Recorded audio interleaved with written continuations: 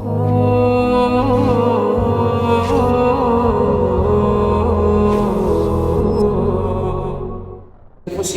سيئات أعمالنا من يهده الله فلا مضل له ومن يضلل فلا هادي له أشهد أن لا إله إلا الله وحده لا شريك له أشهد أن محمدا عبده ورسوله أما بعد فأعوذ بالله من الشيطان الرجيم بسم الله الرحمن الرحيم يا أيها الناس اتقوا ربكم الذي خلقكم من نفس واحدة وخلق منها زوجها وبث منهما رجالا كثيرا ونساء واتقوا الله الذي تساءلون به والأرحام إن الله كان عليكم رقيبا يا أيها الذين آمنوا اتقوا الله وقولوا قولا سديدا يصلح لكم أعمالكم ويغفر لكم ذنوبكم ومن يطع الله ورسوله فقد فاز فوزا عظيما يا أيها الذين آمنوا اتقوا الله حق تقاته ولا تموتن إلا وأنتم مسلمون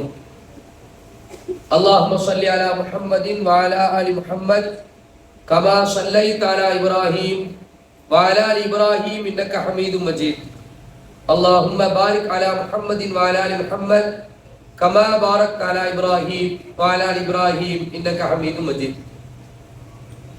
கண்ணியத்திற்குரிய எல்லாம் வல்ல அல்லாஹ்வின் நல்லடியார்களே, மாணவ செல்வங்களே, பெரியோர்களே, உஸ்தாதாக்களே, அல்லாஹ்வுடைய பேரருளால்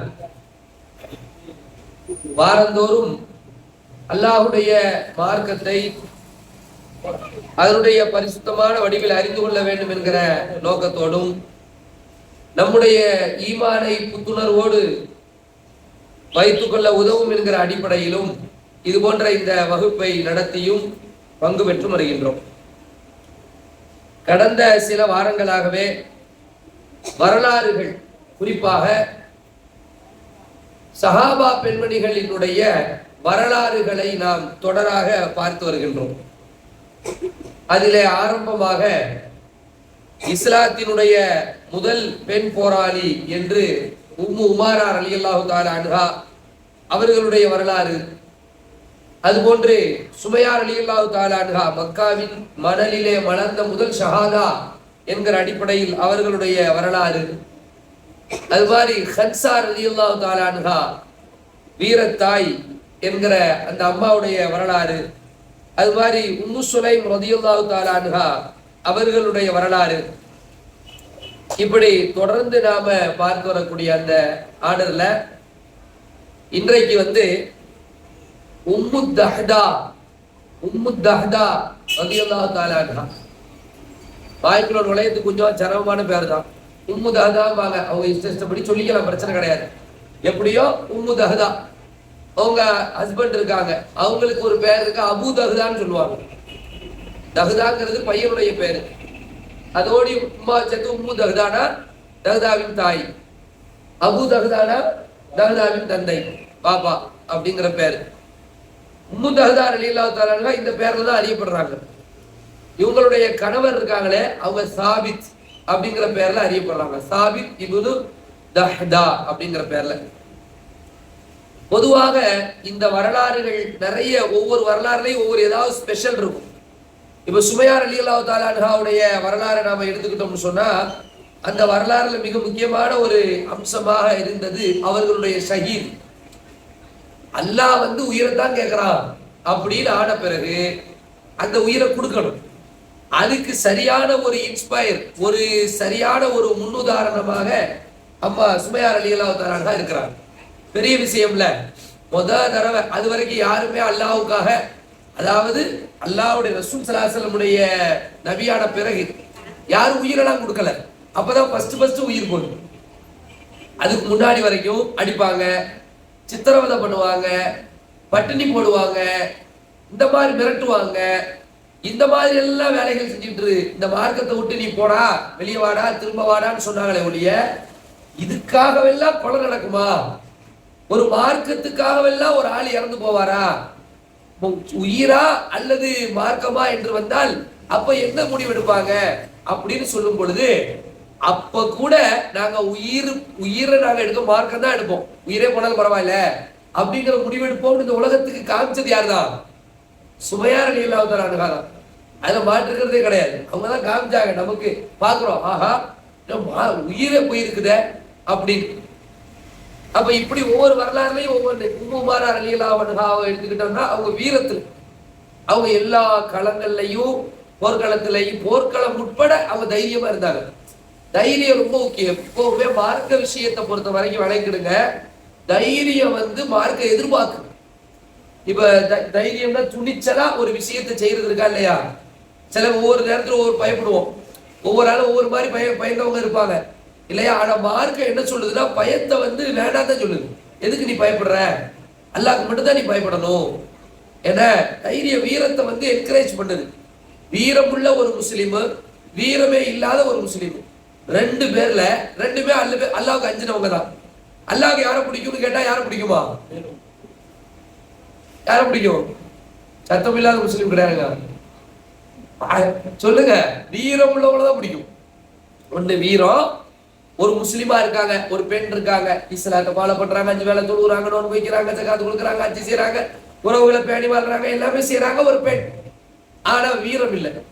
ஏடா பல வீட்டுல ஒரு சவுண்டு கேட்டாலே தெரு வீட்டுல போய் நிப்பாங்க. இப்படி தெல்ல போய் இப்படி இருந்தா அது அது பயம் இருக்கும் எல்லாத்துக்கும். ஆனா அல்லாஹ் என்ன விரும்புறான்னா அப்பவும் துணிவா இருக்கிறத விரும்புறான். இப்படி இஸ்லாம் பல பல ஹீரோக்களை, பல நாயகர்களை நமக்கு என்ன செய்து அடையாளம் காட்டி நீ இப்படி இருந்துக்கோ, நீ இப்படி இருந்துக்கோ என்று சொல்கிறது. அந்த அடிப்படையில இந்த உம்மு தஹ்தா ரலியல்லாஹு தஆலா அன்ஹா உடைய வரலாறு எடுத்துக்கிட்டோம்னு சொன்னா ஒரு குர்ஆனுடைய வசனத்தோடு தொடர்பு வருது. இந்த அம்மாவுடைய வரலாறும் இந்த அம்மாவுடைய கணவர் அவர்களுடைய ரெண்டு பேரும் சேர்ந்தாக்குல வரும். பொதுவா சில பேர் கணவர் இப்ப போன வாரம் ஒரு சஹாபா பெண்மணியை பார்த்தோம், கல்யாணம் முடிச்சிருந்தாங்க, மார்க்கத்தை ஏத்த உடனே பிரிஞ்சுக்கிட்டாங்க. யாரு பேர் மறந்துட்டா? உம்மு சுலைம், மாஷா அல்லாஹ். சரி இருக்கா? அவங்க இப்ப இவங்க எப்படின்னா எப்ப இஸ்லாத்துக்கு வர்றாங்க அப்படின்னா ஆரம்ப கட்டத்துல எப்ப இவங்க மக்கா மதீனாவை சார்ந்தவங்க ரெண்டு பேருமே. உம்மு தஹ்தா ரலியல்லாஹு அன்ஹா, அவங்க தாபித் பின் தஹ்தா ரலியல்லாஹு தஆலா அன்ஹு, ரெண்டு பேருமே மதீனாவை சார்ந்தவங்க. மதீனாவில இருந்து ஃபர்ஸ்ட் இஸ்லாத்துக்கு போனது எப்பதான்? நம்ம திரும்ப திரும்ப சொல்லிக்கிட்டே இருக்கோமா, அக்கபா உடன்படிக்கை. அக்கபா உடன்படிக்கையில தான் இஸ்லாத்துக்கு வர்றாங்க. அப்போ ஃபர்ஸ்ட் அக்கபால இஸ்லாத்துக்கு வர்றாங்க, ரெண்டாவது அக்கபா நடக்குது. அப்புறம் அல்லாஹ்வுடைய கிருபையால ரெண்டு பேருமே கணவரும் மனைவி ரெண்டு பேருமே மார்க்கத்துல ரொம்ப பிடிப்போடி இருக்காங்க. கணவரும் இஸ்லாத்துல ரொம்ப வேகமா இருப்பாங்க, அமல்படுத்துற ரொம்ப கொடுத்து வச்ச பாக்கியம். அது குடும்பமே ஒரு மார்க்கத்தை ஃபாலோ பண்றது என்பது, குடும்பமே ஒத்துழைப்பு செய்வது என்பது இன்னைக்கு நீங்க அரிதாக பார்க்கலாம், ரொம்ப கம்மியா பார்க்கலாம். சில குடும்பங்கள்ல அந்த மாதிரிலாம் இருப்பாங்க. எல்லாரும் சேர்ந்து என்ன செய்வாங்க, மனைவி மார்க் அடிப்படையில பணி செய்யக்கூடியவங்களா இருப்பாங்க, அவங்களுக்கு கணவர் ஒத்துழைப்பு செய்யக்கூடியவங்களா இருப்பாங்க. கணவர் மார்க்க பணி செய்யக்கூடியவங்களா இருந்தா மனைவி அவங்களுக்கு ஒத்துழைப்பு செய்யக்கூடியவங்களா இருப்பாங்க. ரெண்டு பேரும் சேர்ந்து புத்தகம் எழுதுன வரலாறுலாம் இருக்கு, புத்தகம்லாம் எழுதியிருக்கிறாங்க. அப்படிலாம் மார்க்கத்துல ஆர்வத்தோடு இருப்பாங்க. இந்த ரெண்டு பேருமே ஆரம்ப கட்டத்திலே இஸ்லாத்துக்கு வர்றாங்க. ரெண்டாவது அப்படியே போய்கிட்டே இருக்குது. அந்த காலகட்டத்திலேயே ஒரு குர்ஆனுடைய வசனம் வருது. அதாவது சூரத்துல் ஹதீத், ஹதீத் என்கிற குர்ஆன் வசனம் இருக்குதே.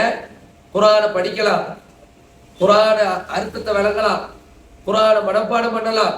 ஆனா அந்த குர்ஆனை பின்பற்றி அப்படியே வாழ்றது இருக்காண்டா, அதுதான் ரொம்ப மெயின். அது ரொம்ப ரொம்ப மெயின். இன்னைக்கு நாம ஹாஃபில் ஆகணும், ஹாஃபில் ஆகணும்னு சொல்லிட்டு நிறைய நிகழ்ச்சிகளை எல்லாம் என்ன செய்யறோம், நடத்துறோம், ஆர்வம் ஊட்டுறோம். உஸ்தாதாக்களும் உஸ்தாதுகளும் சொல்லி கொடுக்குறாங்க, மதரசா பிள்ளைகளுமே ஒப்படைக்கிறோம். பிள்ளைய உங்கள்ட்ட ஒப்படைச்சிட்ட நல்லபடியா பார்த்துக்கிடுங்க அப்படின்னு. இதெல்லாம் அல்ஹம்துலில்லாஹ். அந்த குர்ஆனுடைய வசனத்தை நம்ம வாழ்க்கையில பின்பற்றுறதுக்கு தான் இல்லையா, அது ரொம்ப முக்கியம்.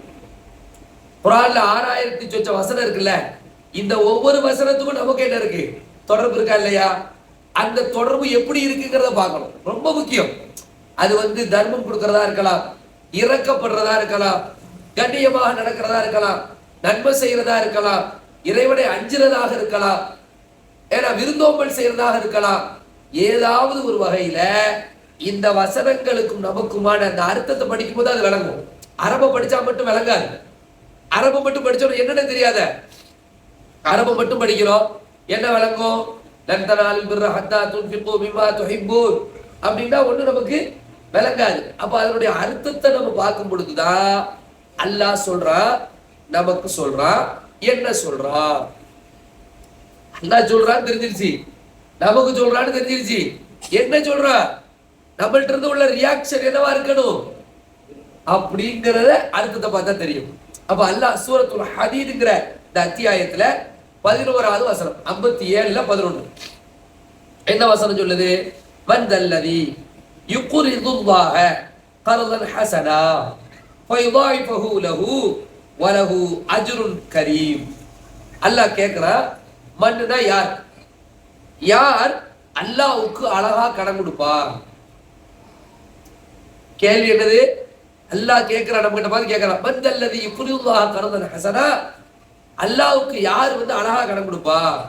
அப்படி அழகா கடன் கொடுத்தனா அவருக்கு அல்லாஹ் அதை வந்து 2 ஆக்கி தருவான், மேலும் கண்ணியமான கூலியையும் அல்லாஹ் தருவான். இதான் இந்த வசனம். இந்த வசனம் ஒட்டு மொத்தமா பார்த்தா ஒரு வரி தான் வரும், அது ஒரு 1.5 வரி வருவீங்களே குர்ஆன்ல படிச்சா.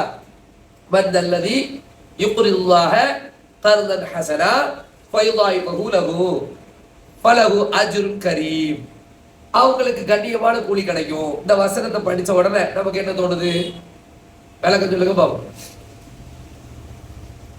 அழகான கடன் அப்படின்னா என்னது? ஏதாவது தோன்றதை சொல்லுங்களேன். அல்லாஹ்வுக்கே கடன். அப்ப அந்த சஹாபி சிந்திக்கிறார். யாரு? சாபித் பின் தஹ்தா ரலியல்லாஹு அன்ஹு, இந்த அம்மாவுடைய கணவர். யோசிக்கிறாங்க, அல்லாஹ்வுக்கு கடனா? அப்படி யோசிக்கிறாங்க. கடன்னா யாருக்கு? நமக்கு தேவை. நம்ம ஒரு கடன் கொடுக்கல் வாங்கணும் வச்சிருக்கிறோம். ஒவ்வொரு ஆளுக்கு ஒவ்வொரு மாதிரி தேவை வரும். ஒருத்தர் இன்னைக்கு கடன் கொடுக்குறவரா இருப்பாரு, நாளைக்கு அவருக்கு கடன் கொடுக்குற மாதிரி இருக்கும். இப்படி காலம் சுழன்று வரும். அல்லாஹ் கடன் வந்து கொடுக்கணும், அல்லாஹ்வுக்கு கொடுத்தா அவன் திரும்ப கொடுப்பானா என்ன அர்த்தம், என்ன மீனிங்கு அப்படின்னு தெரியல. உடனே என்ன செய்யறாங்க? அல்லாஹ்வுடைய தூதர் ஸல்லல்லாஹு அலைஹி வஸல்லம் போய் கேள்வி கேட்கிறாங்க, அல்லாஹ்வுக்கு கடன் கொடுப்பதா? அது எப்படி? அல்லாஹ் தான் படைப்பாளன், அல்லாஹ் தான் அனைவருக்கும் கொடுக்கக்கூடியவன். அப்படி இருக்கும் பொழுது அல்லாஹ்வுக்கு நாம் எப்படி கொடுக்க முடியும் அப்படின்னு கேட்ட உடனேயே அல்லாஹ்வுடைய தூதர் ஸல்லல்லாஹு அலைஹி சொல்றாங்க, நீங்க அல்லாஹ்வுக்காக வேண்டி தர்மம் செய்யறதா இருக்கும். நீங்க வந்து அல்லாஹ்வுக்காண்டி தர்மம் செஞ்சீங்கன்னா அல்லாஹ் உங்களுக்கு அதுக்கு பதிலா சொர்க்கத்தை தருவான்ல. இதுதான் அல்லாஹ் உங்களுக்கு திரும்ப கொடுக்க வேண்டிய கடனை. கடனை நீங்க கொடுக்குறீங்க, தர்மத்தை கொடுக்குறீங்க, அல்லாஹ் பதிலா என்ன செய்யறான்? அவன் வந்து உங்களுக்கு சொர்க்கத்தை தர்றான் அப்படிங்கிற செய்தியை வந்து கேட்கிறாங்க. அப்படியா? அல்லாஹ் கொடுத்தா கொடுப்பாடா அப்படின்னு சிந்திக்க ஆரம்பிக்கிறாங்க. சொர்க்கத்தின் மீது அவர்களுக்கு ஒரு ஆசை. உடனே அவர் மேல சொல்றாரு, அல்லாஹ் வந்து நான் ஏதாவது கொடுத்தனா எனக்கு, என் மனைவிக்கு, என் பிள்ளைகளுக்கெல்லாம் சொர்க்கத்தை கொடுத்துருவானா அப்படின்னு கன்ஃபார்ம் பண்றாங்க. ஸல்லல்லாஹு அலைஹி வஸல்லம் சொல்றாங்க, எஸ் கொடுப்பான், வாங்க முடியும்.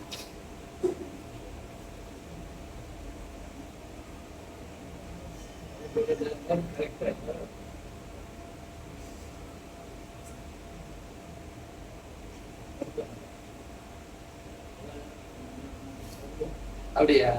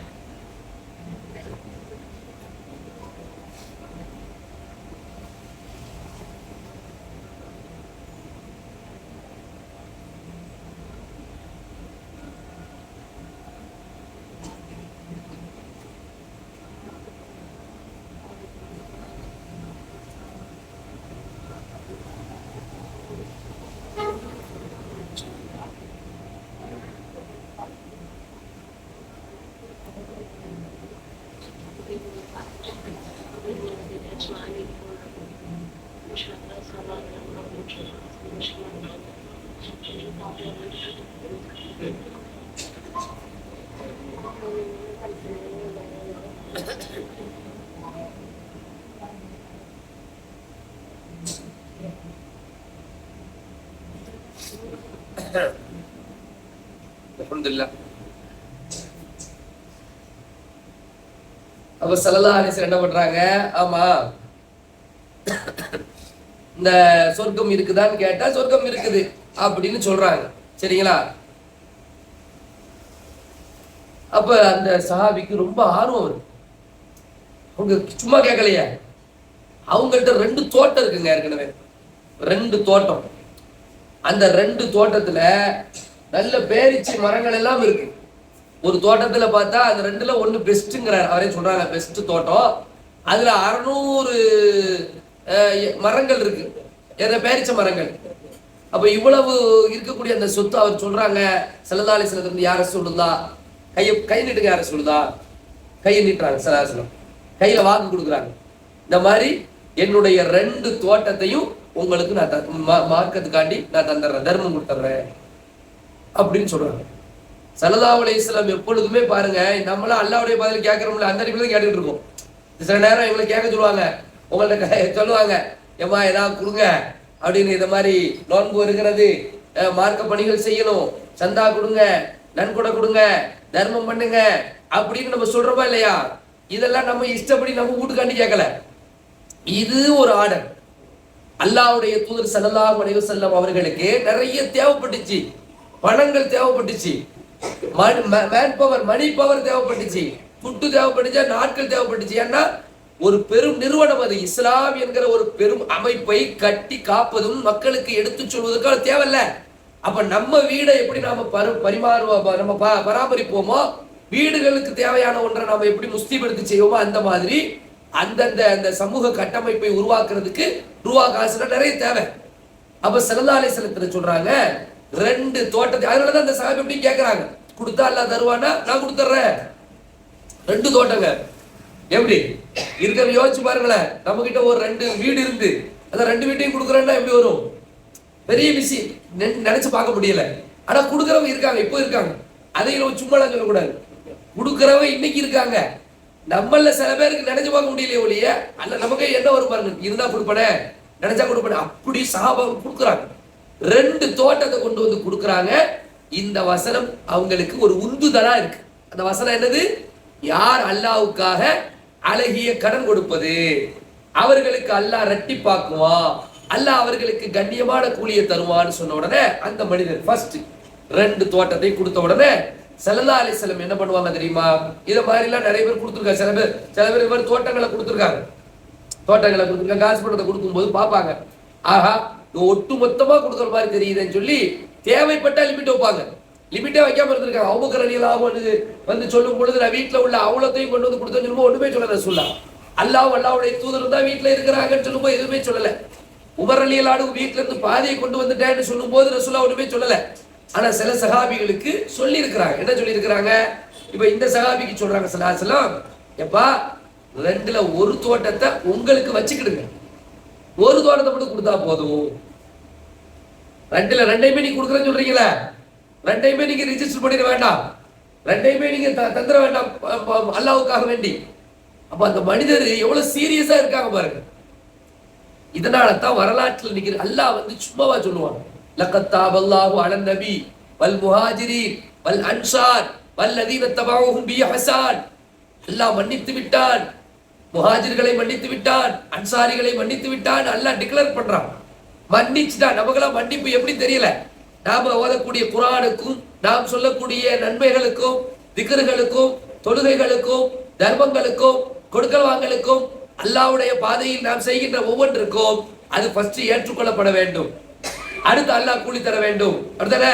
ஆனா இதெல்லாம் அப்படி கிடையாது. அல்லாஹ் ஏற்றுக்கொண்ட விஷயம், அதான் சஹாபாக்களுடைய விஷயம்.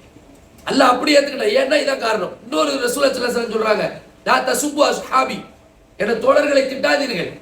அவர்கள் ஒரு கை அளவுக்கு கொடுத்த அந்த தர்மம் நீங்க உஹது மலை அளவுக்கு தங்கத்தை கொடுத்தாலும் என்ன செய்யாது? சில உஹது மலையை நீங்க பார்த்திருக்கீங்களா?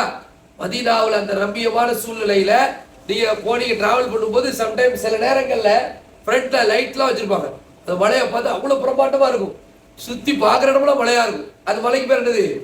உஹத். அவ்வளவு அளவுக்கு ஒருத்தர் தர்மத்தை கொண்டு வந்து கொடுத்தாலும் சஹாபாக்களுக்கு ஈடு ஆகாது அப்படின்னு ஸல்லல்லாஹு ஏன் சொன்னாங்க? ஏன் சொன்னாங்கன்னா அவர்களுடைய அந்த தியாகம் அவர்தான் இன்ஸ்பயர், நமக்கான முன்மாதிரி. எப்படி தர்மம் செய்யணும், எப்படி ஜிஹாது செய்யணும், எப்படி மார்க்கத்துக்காண்டி தியாகம் பண்ணணும், எப்படி உயிரை கொடுக்கணும், எப்படி ரசூலா மேல பாசமா இருக்கணும், எல்லாத்தையும் யார் தான் சொல்லி தர்றா? அவங்க தான் செஞ்சு காட்டுறாங்க. அப்ப சொன்ன உடனே அப்ப ரசூலுல்லாஹி ஸல்லல்லாஹு அலைஹி வஸல்லம் அவங்க சொல்றாங்க, அப்படி என்றால் நான் 2 தோட்டம் வச்சிருக்கேன்ல, அதுல ஒரு தோட்டத்துல 600 பேரிச்ச மரம் இருக்கு, அதான் பெஸ்ட், நல்ல விவசாயம், சரியா? அதை நான் தந்துடுறேன் அப்படின்னு கொடுத்துட்டாங்க. அது யார் கையில கொடுத்துட்டாங்க? ஸல்லல்லாஹு அலைஹி வஸல்லம் கையில கொடுத்துட்டாங்க. யார் இது? சாபித் இப்னு தஹ்தா. இது யாருக்கு தெரியாது? உம்மு தஹ்தாக்கு தெரியாது ரலியல்லாஹு தஆலா அன்ஹா. அவங்களுக்கு இந்த சம்பந்தமே இல்லை. இங்க கான்வர்சேஷன் வந்து மஸ்ஜித்ல நடக்குது. அல்லாஹ்வுடைய தூதர் உட்கார்ந்து பேசிட்டு இருக்காங்க. அப்ப 2 தோட்டத்தை கொடுக்குறேன்னு சொல்லும் போது இப்ப 2 தோட்டம் வேண்டாம், ஒரு தோட்டம் முடிவெடுத்தாச்சு. கொடுத்துட்டு திரும்ப விறுவிறுன்னு எங்க போறாங்க? அங்க போறாங்க.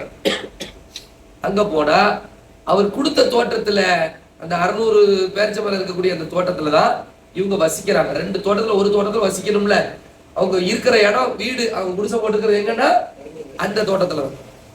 நேரா உள்ள போயிடுறாரு. உள்ள போய் அவ இருக்கிற இடத்தையும் சேர்த்தா கொடுத்துருக்காங்க. நேரா உள்ள போனா உள்ள உம்மு தஹ்தா இருக்கிறாங்க, அவங்க பிள்ளைங்களா இருக்காங்க. நேரா போய், எம்மா இந்த மாதிரி நான் வந்து இந்த தோட்டத்தை தர்மம் கொடுத்தாச்சு, இந்த மாதிரி விஷயம், இந்த மாதிரி வசனம் விளக்கம் ரசூலுல்லாஹி ஸல்லல்லாஹு அலைஹி வஸல்லம் கேட்டேன், தர்மத்தை கொடுத்துட்டேன்னு சொன்ன உடனே இப்போ அவங்க ரியாக்ஷன் இப்ப இருக்கு. எப்படி இருக்கணும் ரியாக்ஷனு? யோசிச்சு பாருங்க. திடீர்னு வீட்டுக்குள்ள வந்து வா வீட்டு விட்டு இறங்கு, இப்பதான் கொத்தமல்லி ஆசிரியர் பத்திரத்தை கொடுத்துட்டு வந்தேன் அப்படின்னு சொன்னா கொஞ்சம் கற்பனை பண்ணி பாருங்க, யோசிச்சு பாருங்களேன். நம்மளால அதை யோசிக்க முடியுமா? யோசிக்க முடியல.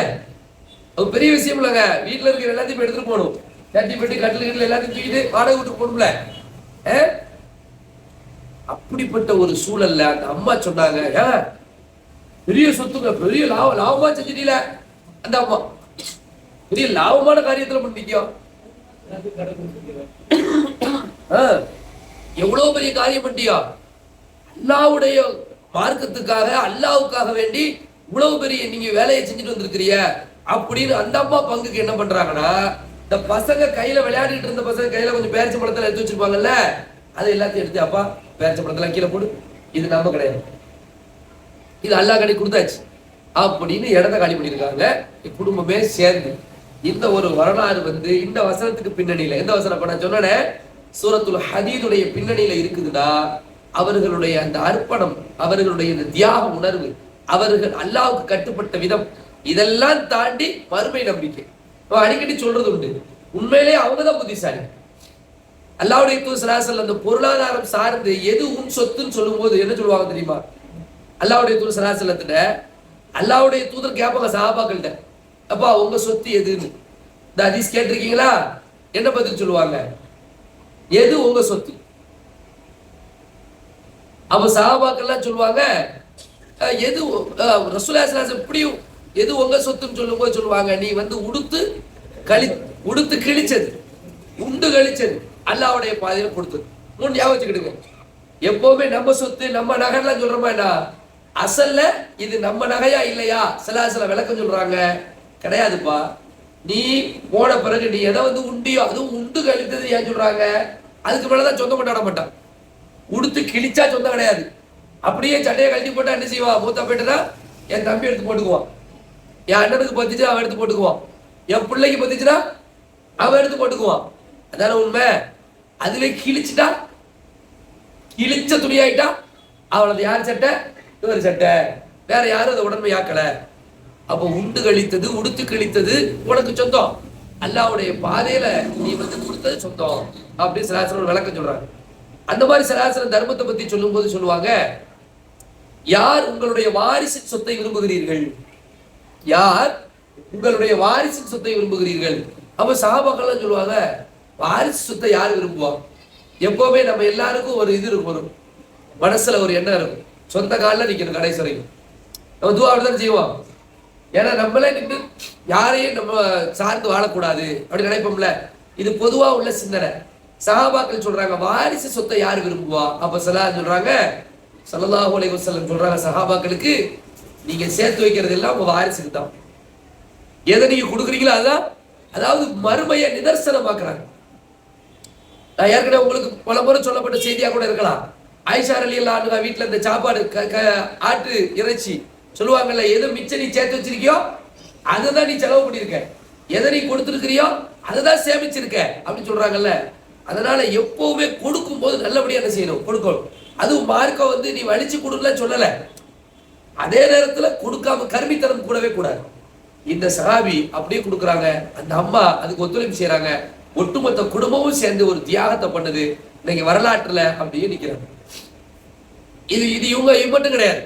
எது தோட்டத்தை கொடுக்கறது இது மட்டும் அவங்க தியாகமா கிடையாது. இந்த அம்மா வந்து அதுக்கப்புறமா உஹது யுத்தம் வருது இல்ல, உஹது யுத்தம் வந்து ரொம்ப மோசமான ஒரு சூழல் ஏற்படுது. உஹது யுத்தத்துல வந்து எப்படிப்பட்ட சூழல், அந்த ரசூல் ஸல்லல்லாஹு அலைஹி வஸல்லம் இறந்து போயிட்டாங்க அப்படின்னு சொன்னாங்களா இல்லையா, ரசூல்லாவே வந்து கொல்லப்பட்டாங்க அப்படின்னு பரவுன அந்த சூழல், முஸ்லிம்களுக்கு ரொம்ப பின்னடைவை ஏற்படுத்தின அந்த சூழல். அந்த நேரத்துல இந்த சாபித் பின் தஹ்தா இவங்க உஹதுல ஷஹீதான சஹாபிகள் ஒருத்தர். உஹது யுத்தத்துல ஷஹீதானவர்களில் உயிரை கொடுத்தவர்கள் ஒருத்தவங்க தான் யாரு, இந்த சாபித் ரலியல்லாஹு தஆலா அன்ஹு. ஆனா உயிரை கொடுக்கறதுக்கு முன்னாடி அவர் செஞ்ச ஒரு முக்கியமான வேலை, எப்பவுமே ஒரு படை தளபதி வந்து அடிபடுகிறார்கள் வைக்கல, ஒரு தலைவர் வந்து எப்பவுமே அப்படிதான் எந்த கூட்டத்துக்குமே.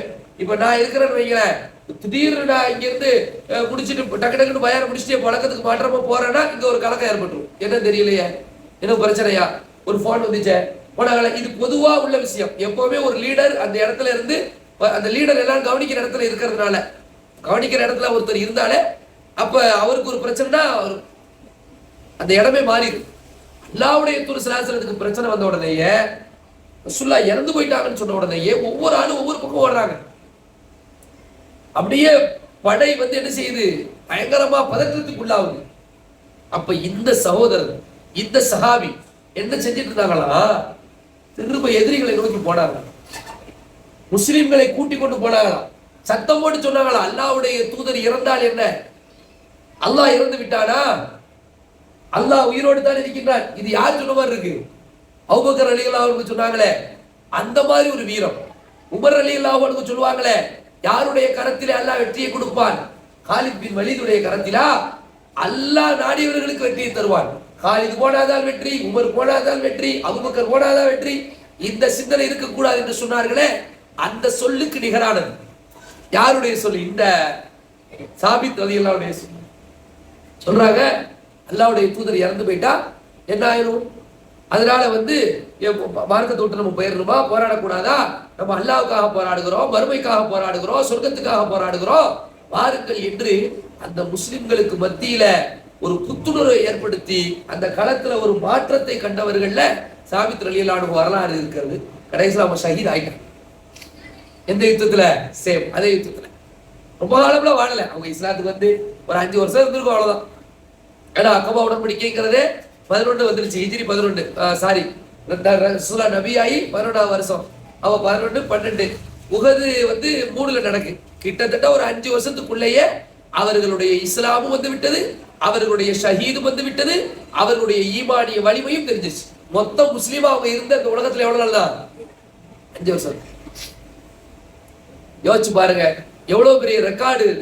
சரி, இப்ப இறந்து போயிட்டாங்களா, இறந்து போன உடனே செய்தி யாருக்கு வருது, இந்த அம்மாவுக்கு வருது. இந்த அம்மாவுடைய ரியாக்ஷன் என்ன, உடனே அவங்க வந்து பதறாங்களே. ஏன்னா மௌத்துங்கிறது வந்து திடீர்னு ஏற்படக்கூடிய மௌத்துன்னு ஒன்று இருக்கு, பிளானிங் டெத்னு ஒன்று இருக்கு. பிளானிங் திட்டமிட்டு மரணம் வர்றதுங்கிறது போர்க்களம் தான்.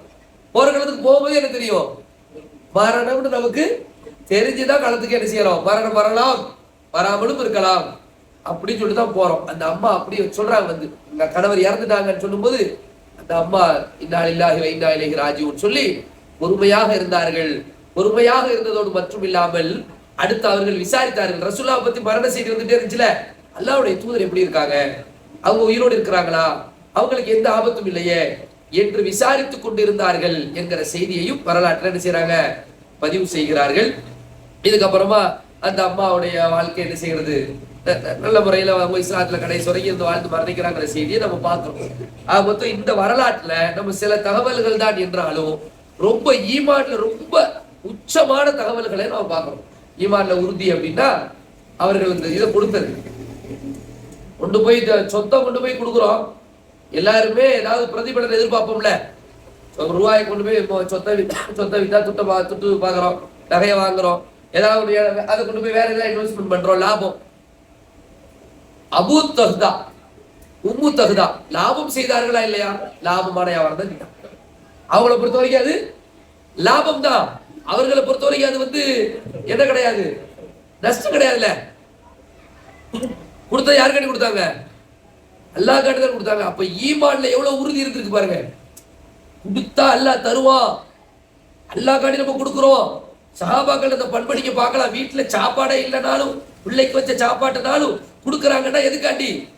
சுமையார் ரலியல்லாஹு ஷஹீத் ஆகுறாங்களா எதுக்காண்டி? அவங்களுக்கு தெரியும் ஷஹீதான பிறகுதான் ஒரு வாழ்க்கை இருக்கு. அந்த வாழ்க்கையில ஒருவேளை இந்த உலகத்துல நான் வந்து இணை வைக்கக்கூடியவனா பல்லாண்டுகள் வாழ்ந்து சந்தோஷமா இருக்கிறத விட ஒரு நிமிஷம், ஒரு நாள், ஒரு வருஷம் ஒரு ஷஹீதா நான் வாழ்ந்துட்டு போயிடுறேன் அப்படி முடிவெடுத்த மாதிரி சொத்துக்களை எல்லாம் கொடுக்குறாங்க. அடுத்து களத்துல போர்க்களத்தில் நிக்கிறாங்க. அல்லாஹ்வுடைய தூதருடைய மரண செய்தி கூட அவரை களத்துல இருந்து பின்வாங்க செய்யல. அந்த அம்மா கணவர் மனைவி எப்படி இருக்காங்க மார்க்கத்தை பின்பற்றதுல, ரெண்டு பேரும் ஈக்குவலா இருக்காங்க. நீ கொடுத்தியா, ஏன்பா கொடுத்தா அந்த தோட்டத்தை கொடுக்க வேண்டியதானப்பா, 400 இதுல வந்து 600 இருக்கு, அதுல ஒரு 200 மரம் தான் இருக்கு, அந்த தோட்டத்தை கொடுத்துக்கலாமே, நம்ம வச்சுக்கலாம், கொடுக்கறதே கொடுக்குற, நம்ம ஊடு இருக்க, இவ கூட போய் ஒன்றும் பிரச்சனை இல்லை, ரசூலுல்லாஹி ஸல்லல்லாஹு அலைஹி வஸல்லம் சொல்லு, பேசிப்பாரு, ஃபேமிலியில அங்கதான் இருக்கு, நான் கொஞ்சம் அவசரப்பட்டுட்டேன், 2ல 1 சொன்னீங்க, அதை ஏதாவது சொல்லுமா? எதுவுமே சொல்லல. அவங்க கூட்டணியாக இருந்து அவங்களுடைய கூட்டு முயற்சி. ஒவ்வொரு குடும்பத்துக்கும் ஒரு குறிக்கோள் இருக்கும். நம்ம குடும்பத்துக்கு இருக்க மாட்டா, பிள்ளைய டாக்டர் ஆகணும், பிள்ளை இன்ஜினியர் ஆகணும், நல்ல இடத்துல கட்டி கொடுக்கணும், நல்ல முறையா வாழணும், ஒரு இடம் வாங்கணும், இப்படி ஒரு டார்கெட் இருக்கும்ல. அப்படி இலக்கு அவங்களுக்கு இருந்துச்சு.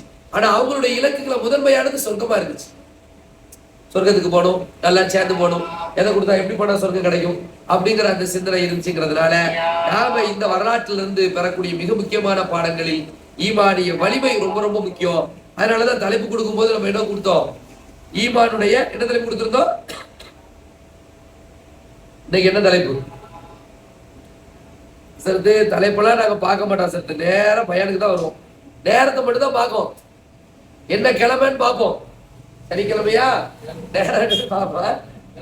ஈமானின் உன்னத வடிவம் உம்மு தஹ்தா அப்படின்னு கொடுத்திருக்கோம். கணவன் மனைவி என்று ஒட்டுமொத்த குடும்பமே இஸ்லாத்துக்காக தியாகம் செய்திருக்கிறார்கள். இதுல பாத்தீங்கன்னா பெண்கள் என்று சொல்லிட்டு வரும்போது நிறைய விஷயங்களை இன்று செய்யலாம். நம்ம இன்னும் சில வரலாறுகளோடு நம்ம வரக்கூடிய காலங்களை நம்ம சந்திப்போம். அதுக்கு இடையில இந்த பொதுவா நம்ம ஊர்ல இன்னைக்கு இருக்கக்கூடிய பெண்கள், புரட்சி பெண்கள்லாம் நிறைய இருக்காங்க. இன்ஸ்டாகிராம் புரட்சி பெண்கள்லாம் இருக்காங்க. அது பற்றி சில விஷயங்களை நம்ம என்ன செய்யணும், மனசுல தெரிஞ்சு கொள்ள வேண்டும். பொதுவாக இன்னைக்கு இந்த சில ஊர்ல இந்த கடைகள் ஒரு சொல்றாங்க, ஊரூரா நம்ம வரலாம். அதுல ஒரு பிள்ளை இன்ஸ்டால எதை என்ன செய்யுது, பாட்டு போட்டுக்கிட்டு டான்ஸ் ஆடிக்கிட்டு அது பாட்டுக்கு இருந்திருக்கு. அந்த ஊர் மக்கள் போய் சொல்லியிருக்காங்க. என்ன சொல்லியிருக்காங்க? அவங்க உமாட்ட போய் பேசியிருக்காங்க போல தெரியுது. அந்த பிள்ளை அந்த ஊர்ல இருக்கிற பிள்ளை மாதிரி தெரியல, வெளியூர்ல எங்கேயா இருக்கு. சரி, எங்கேயா இருக்கட்டும், நமக்கு அதை பத்தி தேவையில்லை. இப்ப வீட்டுல போய் நினைச்சிருக்காங்க, ஏப்பா இதை மாதிரிலாம் பிள்ளை பண்ணிருக்கப்பா, ஊர் முழுக்க ஊர் கிடக்கு, அவங்க நிறைய பேர் பாக்குறவங்கள கொடுக்கல் வாங்கல, எவ்வளவு விஷயங்கள் இருக்கு, நல்ல மாதிரி இருந்துக்கணும், சொர்க்கத்துக்கு போகணும், நரகத்துல இருந்து அச்சமுடிய எச்சரிக்கை செஞ்சு ஏதோ பண்ணிருக்காங்க. உடனே அந்த புள்ள வந்து திரும்ப மயக்க பிடிச்சி ஒப்பாரி வச்சிருக்கு. எங்க உமாவை மன கஷ்டப்படுத்துறாங்க, அப்படி பண்ணிட்டாங்க, இப்படி பண்ணிருக்க. என்ன கஷ்டம்? எது கஷ்டம்? எப்பா இப்படி நீ செய்யாத அப்படின்னு சொன்னது மன கஷ்டமாயிட்டான் என்று போட்டிருக்காங்க. உண்மையிலேயே மனதை கஷ்டப்படுத்துற மாதிரியோ அல்லது மிரட்டுற மாதிரியோ கொல்ற மாதிரியோ அடிக்கிற மாதிரியோ ஏதாவது ஒன்று இதுக்காண்டி செஞ்சாங்கன்னா அது தப்புதான். ஆனா மார்க்க ஒருபோது அதை சொல்லுமா? அடிதான் சொல்லும். அப்படிதான் ஊர்ல ஒரு ஆள் இருக்க முடியுமா? அப்படிலாம் கிடையவே கிடையாது. அதே நேரத்துல தாவா செய்யறது நம் கடமை. அதுக்குதான் சொல்ல வர, என்ன நடந்தாலும் சரி, பிடிச்சதா இவங்க இந்த நாட்டினுடைய அரசியல் அமைப்பு எப்படி இருக்குது, இந்த நாட்டினுடைய தனி மனித உரிமை எப்படி இருக்குது, பிரைவேசி பாலிசி எப்படி இருக்குது அப்படின்னு கேட்டா, நீங்க மனசு விரும்பி தவறு செஞ்சா தவறே கிடையாது அப்படின்னு சொல்லக்கூடிய சிஸ்டத்துல தான் இருக்கும். அப்படித்தானே? ஒருத்தன் தண்ணி அடிக்கிறாங்கிறதுக்காக வேண்டி ஜெயில போட முடியுமா? ஜெயில போட சட்டம் இருக்கா நம்ம நாட்டுல? சொல்லுங்களேன். ஒருத்தர் தண்ணி அடிக்கிறாரு, தண்ணி அடித்து விட்டார், அடிச்சு ஜெயில போட முடியுமா? முடியாது. அப்படி ஃபர்ஸ்ட் போடணும்னா நம்ம முதலமைச்சர் தான் போடணும். ஏன்னா விற்கிறவரே அதுதான், நம்ம அரசு தான் வித்துக்கிட்டு இருக்கு. முதலமைச்சர் மேல நான் ஒண்ணும் சொல்லல, அதை மட்டும் எடுத்தியா போட்டு எண்ணி உள்ள போட்டுறாதீங்க. அரசு சிஸ்டம் அப்படி இருக்கு, அரசு வந்து விக்குது. சரிங்களா? அப்ப விக்கிறதுனால அதனால அது தடை இல்லை. எப்போ ஒருத்தர் வந்து அஃபென்ஸ் ஆகுது தண்ணி அடிக்கிறது அப்படின்னா, வண்டி ஓட்டிக்கிட்டே தண்ணி அடிச்சுட்டு வண்டி ஓட்டுறான், அப்ப என்ன ஆயிரும்? அது குடிக்கிறது செய்யக்கூடாது. சரியா? அப்போ வந்து அதனால அது குற்றமாயிரும். அப்ப அந்த மாதிரியான சில விஷயங்கள்ல தவறுன்னு வருது. அப்ப அரசே அனுமதிக்குது, பார் வச்சு நடத்துறா, அரசே அனுமதிக்குது. அது மாதிரி மோசமான ஏரியாக்கள், ஒழுக்கக்கேடான பப்புகள்லாம், அனுமதிக்கப்பட்ட பப்புகள்லாம் இருக்கு, 5 ஸ்டார் ஹோட்டல்ஸ்லாம் இருக்கு, அரசே அனுமதிக்குது. அப்ப இதெல்லாம் ஏன் நடக்கு? அரசே அனுமதிக்கக்கூடிய காலகட்டம். ஒருத்தர் வேண்டி விரும்பி தப்பு செய்யறாரு அப்படின்னு சொன்னா, அதற்குரிய வயசுள்ளவரா இருந்தா இந்த நாட்டுல தப்பே இல்லை. அப்படிதான் இருக்கு, சட்டமே அப்படிதான் இருக்கு. அப்படிப்பட்ட காலகட்டத்துல இவன்லாம் என்ன செய்யறான் அப்படின்னா, ஒரு பிள்ளை இப்படி சொல்லி மார்க்க சொன்னோட பத்தியா இஸ்லாமியர்கள் இப்படி கொதித்துல அடிமைப்படுத்துகிறார்கள் அப்படின்னு சொல்லிட்டு வருவான். அவனுக்கு அடிமை இல்ல, சுதந்திரம்னா என்னது? எல்லா பிள்ளைகளும் என்ன செய்யணும்? ட்ரெஸ் கோடு பேணக்கூடாது, அசிங்கமா ஆபாசமா ஆடிக்கு காலையணும், சினிமா பாட்டுகளுக்கு, இப்படிதான் அவனுடைய எண்ணமா இருக்கு. அது நமக்கு அவசியம் கிடையாது. இவனை பத்தி நமக்கு திருப்தியும் கிடையாது. இவன் எல்லாம் புகழ்ந்த உடனே இங்க ஒண்ணும் கூடவும் செய்யாது, இகழ்ந்த உடனே குறையும் செய்யாது. நம்ம பணி என்னதுன்னா தாவா. அதை நம்ம விடவே கூடாது. நீங்க ஸ்கூல் பிள்ளைகளா இருந்தாலும் சரி, காலேஜ் பிள்ளைகளா இருந்தாலும் சரி, ஆசிரியர் பெருமக்களா இருந்தாலும் சரி, பக்கத்து வீட்டுல சூழலா இருந்தாலும் சரி, இந்த மாதிரி ஒரு குற்றம் முளைத்தால் அதை தடுத்து நிறுத்துவது நம் ஒவ்வொருவருடைய கடமை. நம்மால முடிஞ்ச அளவுக்கு அதை எடுத்து அழகா சொல்லணும். மாற்றுக்கிறது இல்லை. லூசு அறிவு மூத்தவளை அப்படிலாம் சொல்ல தேவையில்லை, திட்டலாம் தேவையில்லை யாரையும். அவளை அப்படியே திட்ட தேவையில்லை. எம்மா உட்கார்ந்து ரசூல் ஸல்லல்லாஹு அலைஹி வஸல்லம் எப்படி கற்று தந்தாங்களோ தடுப்பது நம் கடமை. தாவா என்பது நம் உரிமை. நாம் ஒவ்வொருவரும் அதை செய்தே தீர வேண்டும். தாவா செய்தால் மட்டும்தான் உலகம் சமநிலையில் இருக்கும். இதை விளக்கணும். அல்லாஹ் அல் குர்ஆன்ல சொல்லி காட்டுகின்றான். ஒரு ஊரிலே எல்லாரும் தப்பு செஞ்சிட்டு இருக்காங்க. அந்த ஊரை அல்லாஹ் அழிக்கணும்னு நினைக்கும் பொழுது அல்லாஹ் அழிக்க மாட்டான். ஏன்னு கேட்டா, அல்லாஹ் சுப்ஹானஹு வ தஆலா குறிப்பிடுகிறான், அந்த ஊரில் முஸ்லிஹூன் இருக்கிறார்கள், தடுப்பவர்கள், சீர்திருத்தம் செய்யறவர்கள். ஒரு ஊர்ல சீர்திருத்தம் செய்யறவர்கள் இருந்து அந்த ஊர் அல்லாஹ் அழிக்க மாட்டான். இப்ப கடையநல்லூர்ல வந்து சொல்லியிருக்காங்கல்ல, அப்ப சொல்லதான் செய்யணும். சொல்லதாங்க தப்பு, முதல்ல தப்புனே தெரியும். சொல்லாமட்டா இன்னைக்கு சர்வசாதாரணமா ஒரு விஷயத்தை யோசிங்க. வீடுகள்ல மோசமான பாடல்கள் சர்வசாதாரணமா ஓடுது, வாப்பா புள்ள எல்லாரும் உட்காந்து பாக்குறாங்கன்னா என்ன காரணம் தெரியுமா? அது தவறு என்று தடுக்காமல் விட்ட காரணம். அது வளர கொஞ்சம் கொஞ்சமா கூடும். யோசிக்கல, நம்ம குடும்பத்தோடு அல்லாஹ் காப்பாற்றணும். ஒரு குடும்பத்தோடு உட்காந்து பிள்ளைகள் எல்லாருமா சேர்ந்து படம் பார்த்துட்டு இருக்கா, அதுல பாட்டு வருது, மோசமான காட்சிகள் வருது, அப்படியே உறுத்தலே எல்லாம் பாக்குறாங்க. அவங்களுக்கு தேவையான இன்னொரு ஃபேமிலி வராங்க, அவங்களும் அந்த மாதிரி ஒரு சூழல் இருக்கிறாங்க, 2 பேரும் சேர்ந்து உட்காந்து பாக்குறாங்க. திடீர்னு அங்க ஒரு அசரத்து வரான்னு வைங்க, ஒரு உதாரணத்துக்கு என்ன நடக்கும்? அவர் ஒரு ஊர்ல இருந்து ஒரு ஆள் வராரு, என்ன நடக்கும்? அடிச்சு புரண்டு அந்த மாற்றையா வருது. அதுதான் காரணம்.